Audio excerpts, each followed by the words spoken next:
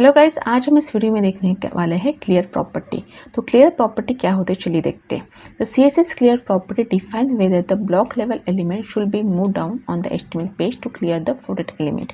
अभी जैसे कि हमने प्रीवियस वीडियो देखा था, तो प्रीवियस वीडियो में हमने क्या देखा था कि हमने ये देखा था कि किस तरीके से हम फ्लोटिंग एलिमेंट यूज़ करते हैं। तो जो फ्लोट प्रॉपर्टी हम यूज़ करेंगे उसमें क्या थी कि दो वैल्यू थी, लेफ्ट और राइट। जो हमारे जो कंटेंट है, मतलब जो बॉक्स है, उसको हम लेफ्ट असाइन कर सकते हैं, फ्लोट लेफ्ट कर सकते हैं, और अगर हमको चाहिए तो यहाँ पे मैं राइट असाइन कर सकते हैं। ठीक है, बट कभी कभी क्या होता है, जो फ्लोटिंग एलिमेंट जो प्रॉपर्टी होती है तो वो हमारे नेक्स्ट पैराग्राफ या नेक्स्ट ड्यू हम लेते हैं उस पर भी अप्लाई होता है। जैसे कि फॉर एग्जाम्पल, जैसे कि मैंने यहाँ पे क्या किया, फॉर एग्जाम्पल मैंने यहाँ पे क्या किया है, इस तरह पे डेमो यहाँ पे मैं दिखाती हूँ आपको। अभी जैसे यहाँ पे मैं माइक्रोसॉफ्ट वर्ड में ओपन कर रही हूँ, तो वहाँ पे एक डेमो आपको दिखाती हूँ किस तरीके से हम लोग असाइन करते हैं। तो जैसे कि मुझे यहाँ पे मैंने क्या किया, यहाँ पे जैसे हम लोग यहाँ पे जाते हैं, तभी यहाँ पे सपोज मैंने क्या किया, ये जो मेरा पैराग्राफ है ये फ्लोट एलिमेंट है, मतलब फ्लोट कौन से साइड है, राइट लेफ्ट साइड है, और यहाँ पे जो मेरा दूसरा पैराग्राफ है वो क्या है, यहाँ पे राइट साइड है। ठीक है, राइट साइड है। तो अब मैंने यहाँ पे क्या किया, ये तो मैंने दो यहाँ पे ले लिए, उसके बाद मैंने यहाँ पे थर्ड लिया यहाँ पे पैराग्राफ, जिसको मुझे कोई भी मैंने फ्लोट अप्लाई नहीं किया है। बट कभी कभी क्या होता है कि ये जो पैराग्राफ है ये इस तरीके से ओवरलैप होता है, या अगर ये छोटा है तो वो क्या करता है, यहाँ पे इस तरीके से बीच में एडजस्ट हो जाएगा। तो ये सिचुएशन आ सकती है। तो ये किसके साथ आती है, जो फ्लोटेड एलिमेंट हम यूज़ करते हैं उसके साथ। तो उस केस में मैं चाहती हूँ कि ये जो प्रॉपर्टी है, तो ये जो प्रॉपर्टी है वो उसी तक ही रहे, और हमारे जो न्यू पैराग्राफ है उसमें हम लोग जो दूसरी प्रॉपर्टी हम अप्लाई करें उस पर दूसरे पैराग्राफ पे वो अप्लाई हो, तो वो इस तरीके से ओवरलैप ना हो। तो उस केस के लिए मैं चाहती हूँ कि इन दोनों की प्रॉपर्टी है वही ड्यू पे क्लियर हो जाए, और जो दूसरी प्रॉपर्टी उस पर न्यू सीएसएस हम लोग अप्लाई कर सकते हैं, न्यू प्रॉपर्टी अप्लाई कर सकते हैं। तो उस केस इस सिचुएशन में अगर आपको ऐसा लग रहा है कि आपके कंटेंट ओवरलैप हो रहे हैं, या अगर स्पेस होने के कारण आपका जो दूसरा डिवाइस में एडजस्ट हो रहा है, तो उस केस में आप क्या कर सकते हो, क्लियर प्रॉपर्टी यूज़ कर सकते हो। तो ये देखिए क्लियर प्रॉपर्टी। तो क्लियर प्रॉपर्टी में जो वैल्यू होती है वो कौन सी होती है, left element is move up down to clear the left floated element, और यहाँ पे क्या right element is move down to the clear the right floated element. ठीक है, या अगर मुझे दोनों भी क्लियर करना है तो देखा जाए तो हम लोग जो क्लियर में लेफ्ट या राइट यूज़ नहीं करते, तो मुझे करना है तो हम दोनों साइड का करते हैं, और रेयर केस में हम राइट या लेफ्ट यूज़ करेंगे।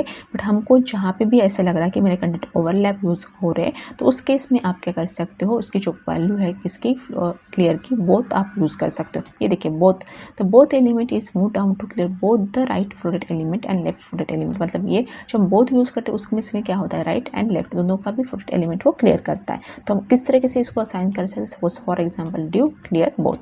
तो अभी हम लोग इसको थोड़ा सा एग्जाम्पल के थ्रू देखेंगे। तो अभी ये, तो जैसे कि मैं यहाँ पे क्या कर रही हूँ, एक ड्यू ले रही हूँ, तो इस ड्यू में नहीं लिया तो मैंने पैराग्राफ लिया, तो यहाँ पे मैंने पैराग्राफ लिया, तो इसमें क्या करती हूँ, कुछ कंटेंट यहाँ पे लेती हूँ, मैं कुछ कंटेंट यहाँ पे कॉपी करती हूँ। जैसे कि मैंने यहाँ पे कुछ कंटेंट यहाँ पे कॉपी किया, मैंने यहाँ पे पेस्ट किया, तो ये क्या होगा, हमारा जो आउटपुट होगा वो एक ही पैराग्राफ यहाँ पे शो हो रहा है। ठीक है, अभी एक ही पैराग्राफ यहाँ पे शो हो रहा है। तो ये जो पैराग्राफ है तो इसको क्या करती हूँ, मैं यहाँ पे विड्थ एंड हाइट असाइन करती हूँ। तो यहाँ पे मैं क्या ले रही हूँ, विड्थ ले रही हूँ, तो विड्थ जैसे मैं यहाँ पे 200 पिक्सल यहाँ पे ले रही हूँ, और हाइट में यहाँ पे क्या ले रही हूँ, 200 पिक्सल यहाँ पे ले रही हूँ। ठीक है, और उसको क्या करती हूँ, मैं यहाँ पे बॉर्डर असाइन करती हूँ, कौन सा, 2 पिक्सल सॉलिड। ठीक है, मैंने यहाँ पे सॉलिड किया और यहाँ पे क्या किया, रेड दे दिया। तो अभी यहाँ पे जो भी हमारे पैराग्राफ है वो क्या हुआ, 200 पिक्सल विड्थ एंड हाइट इस तरीके से आ गया। ठीक है, अब मैं क्या करती हूँ, यहाँ पे CSS टेक्स्ट मैंने यहाँ पे लिया था। अभी जैसे मैं क्या करती हूँ, यहाँ पे आवर मिशन, तो ये कुछ कंटेंट यहाँ पे ले रही हूँ, आवर मिशन यहाँ पे ले रही हूँ। तो यहाँ पे मैं क्या करती हूँ, ओके, यहाँ पे फिर से मैं क्या करती हूँ, पी टैग लेती हूँ, और पी टैग को मैं ओपन और क्लोज करती हूँ। ठीक है, इसमें मैंने यहाँ पे लिया, और ये क्या करती हूँ, यहाँ पे ये ड्यू क्लोज कर दिया। तो ये ड्यू मैंने यहाँ पे क्लोज किया, तो इस तरीके से, तो ये इस तरीके से यहाँ पे ये पैराग्राफ आया।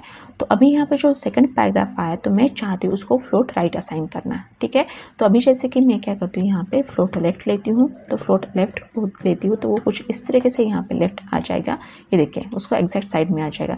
बट यहाँ पे जो आवर विजन का जो पैराग्राफ है, तो मैं चाहती हूँ उसको राइट साइड में। तो यहाँ पे क्या करती हूँ, मैं क्लास यूज़ करती हूँ, सपोज मैंने यहाँ पे पैरा, ठीक है, पैरा क्लास मैंने यहाँ पे यूज़ किया, और यहाँ पे मैं ये करती हूँ फ्लोट राइट करती हूँ। तो मैंने यहाँ पे पैराग्राफ क्लास यूज़ किया और मैंने यहाँ पे राइट किया। तो अभी जो सेकंड पैराग्राफ है तो उसको मैं क्लास असाइन करती हूँ।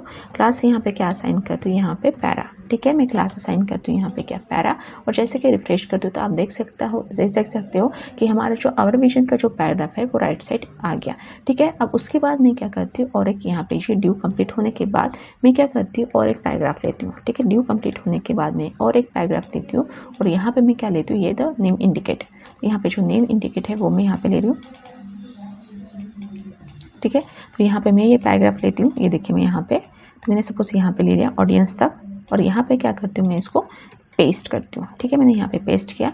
तो अभी देखते हैं आउटपुट क्या आता है। मैं करती हूँ इसको रिफ्रेश। तो ये देखिए अभी तो नेम इंडिकेट ये एग्जैक्टली वाई स्टेज क्राफ्ट का जो पैराग्राफ उसके बाद आ गया, बट नहीं आना चाहिए था। क्यों नहीं आना चाहिए था?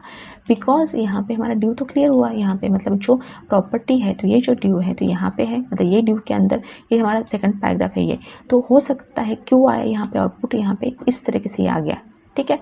क्यों आया? क्योंकि यहाँ पे उसको स्पेस मिल गई। बट मैं चाहती हूँ मुझे ये जो पैराग्राफ है मुझे नीचे चाहिए, यहाँ पे नहीं चाहिए। तो मुझे जो आउटपुट चाहिए वो कुछ इस तरीके से चाहिए। ये जो इस तरीके से, मतलब ये हमारा ड्यू आ गया लेफ्ट साइड, ये राइट साइड आ गया, और ये जो मेरा थर्ड ड्यू आ रहा है, मतलब तो जो थर्ड पैराग्राफ आ रहा है वो मुझे नेक्स्ट लाइन पे चाहिए। बट हमारा वैसे आउटपुट आया क्या? नहीं आया। क्यों? क्योंकि उसने क्या किया, हमारे कंटेंट को ओवरलैप किया। तो उस केस में हम लोग क्या करेंगे, ड्यू यूज़ करेंगे स्टाइल। तो यहाँ पे मैं इनलाइन वे में यूज़ कर रही हूँ।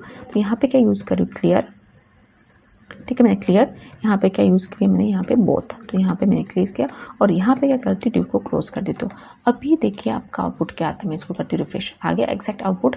तो अभी मतलब क्या, मुझे जो वाइस स्टेज का आपका पैराग्राफ लेफ्ट साइड ही चाहिए थे और विजन का मुझे राइट साइड चाहिए था। जो नेम इंडिकेट है मुझे बाद में चाहिए था। तो इस तरीके से तो ये सिचुएशन हो सकती है। तो हमारी मतलब क्या होती है, जो प्रीवियस CSS है वो दूसरे पे भी अप्लाई हो सकती है। तो उस केस के रीज़न से तो हम लोग क्या करते हैं, यहाँ पे क्लियर जो प्रॉपर्टी है वो यूज़ करते हैं। होप सो गाइस आपको यहाँ पे क्लियर हो गया होगा किस तरीके से हम लोग यहाँ पे क्लियर प्रॉपर्टी यूज़ करते हैं। तो आपको लग रहा है आपके कंटेंट ओवरलैप हो रहे या इस तरीके से सिचुएशन आज आ जाती है, तो उस केस में आपको क्या कर सकते हो, क्लियर प्रॉपर्टी यूज़ कर सकते हैं। अभी गाइस हम मिलते हैं नेक्स्ट वीडियो में। Thanks for watching.